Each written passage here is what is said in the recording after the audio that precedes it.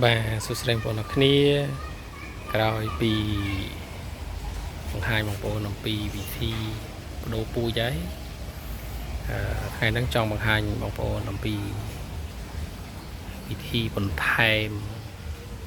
bà trường tầm rô rồi bà thêm rực ao côn tầm rô bà khởi nhé bà nít cứ mấy pui đây nhom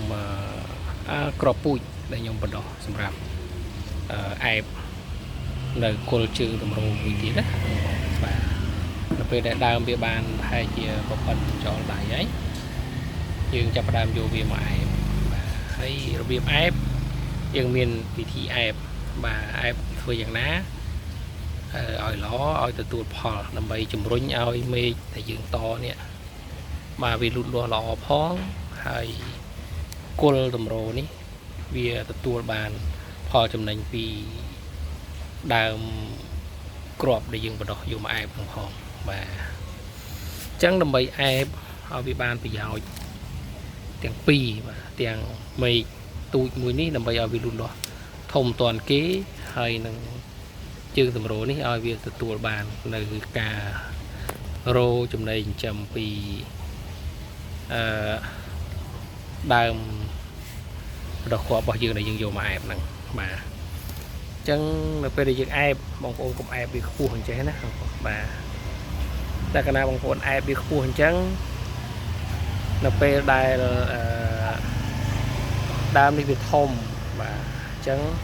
វានឹងរុញមកដើមនេះហើយវានឹងផុតកលៈខាងក្រោមនេះបាទអញ្ចឹងវាធ្វើឲ្យ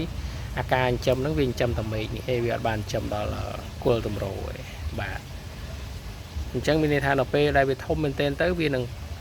ផ្ដាច់បាទមានន័យថាវានឹងផ្ដាច់វាមិនមែនដាច់សោះឯងវាទៅជាស្វិតកន្លែងហ្នឹងណាស្វិតអាកកន្លែងហ្នឹងទៅវាធំខាងលើចេះអញ្ចឹងអាដើមនេះវាលេងចិញ្ចឹមហើយវាទៅជាយកដើមនេះចិញ្ចឹមជំនួសវិញអញ្ចឹងមានន័យថាវាអត់បានប្រយោជន៍ទាំងគល់តម្រោនិងមេឃតម្រោបាទអញ្ចឹងដើម្បីឲ្យទទួលផលបងប្អូនតដូចខ្ញុំបាទអញ្ចឹងយើងជាប់បាទមានន័យថាយើងតឲ្យជាប់មេឃខាងលើនេះប្រហែលជា 70% ហើយ 30% ទៀតយើងតឲ្យជាប់ជាមួយនឹងគល់ធំបាទគល់ធំបាទដើម្បីកុំឲ្យវារុញទៅចាំមកលើផុតអាខោមទៅវាធ្វើឲ្យកលៈកន្លែងដែលយើងតផុតហ្នឹងវាទៅជាស្ដួយតូចបាទអញ្ចឹងអនាគតទៅវាអត់បានចាំអាគល់ធំនេះវាចាំតែមេឃនេះតែមួយគាត់សម្រាប់ដើមដែលយើងយកមកទល់នេះបាទអញ្ចឹងបងប្អូនធ្វើដូចខ្ញុំមកតផុតមកខាងលើ 70% 30% ទៀតឲ្យជាប់ជាមួយនឹងគល់ធំបាទអញ្ចឹងកាលណាដែលវាដើមនេះវាយូរទៅវានឹងធំបាទធំទៅវារុញឲ្យវាធំស្មើគ្នាឡើងទៅលើតែម្ដង